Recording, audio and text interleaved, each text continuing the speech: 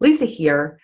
We're going to talk multitasking, and you know my view on multitasking. It's bad. There's a ton of science that proves it is unproductive because you're not really doing two things at once. You're going from one activity to another activity and back again. So you engage in one, disengage, engage in the other, disengage.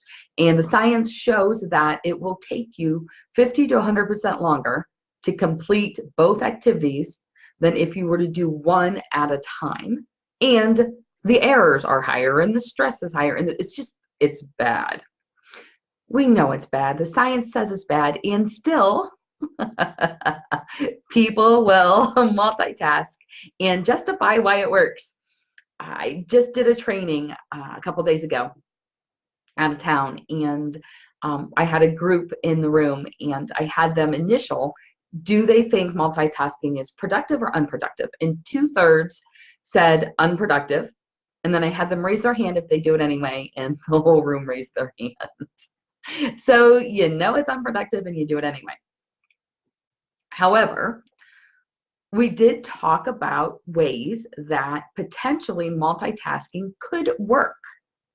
And so here was the one example, and I invite you to use this in your life because truly it will help save time. One of the people in the room that one of the participants that I was training, she talked about how as part of her job, she uploads material. And while it's uploading, she then goes and does something else because she doesn't want to just sit there waiting while it uploads. The problem is when it's done uploading, it then interrupts the task that she was doing, and she goes back to the original task. And once you're interrupted, it takes 23 minutes and 15 seconds to get back into the flow of what you were doing ahead of time. And so even though it makes sense that you would do something else while it's uploading other than sitting there waiting for files to upload, you really aren't saving any time because you get started and then you leave, and then it takes all that much longer to get started again. So here's one tweak that you can make when you find yourself in a situation similar to this. I find myself in this all the time when I edit these videos because it takes time for it to run through the editing software. So here's what I recommend. Keep a list of short tasks. And I know it takes like 7 to 12 minutes on a video. And if I keep tasks that are under 10 minutes on a list, then I can do those tasks while that video is processing. In her case, she knows it takes about 20 minutes to upload these files that she needs to do for her job.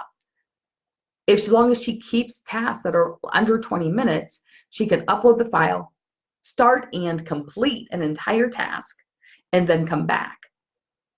So really, you can call that multitasking if you want. You can call that background tasking. You can call that switch tasking, call whatever you want. That is productive because she's not interrupting herself. Her brain isn't being torn away from one thing or another because she can keep the task contained into the time allotted.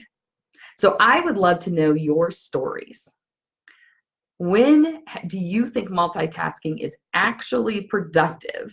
Can you defend it? Or is there a way that you can take something that you're doing now, tweak it a little bit so it does become productive? And for those of you who are business owners who are watching this video right now, multitasking is a real thing going on in your business, and it is ruining the productivity of your workers. And I am happy to come in and help them figure out a better way. It's part of what I do with my business. I'm happy to come help train because it is bad. I promise. It's bad. It's bad. It's bad.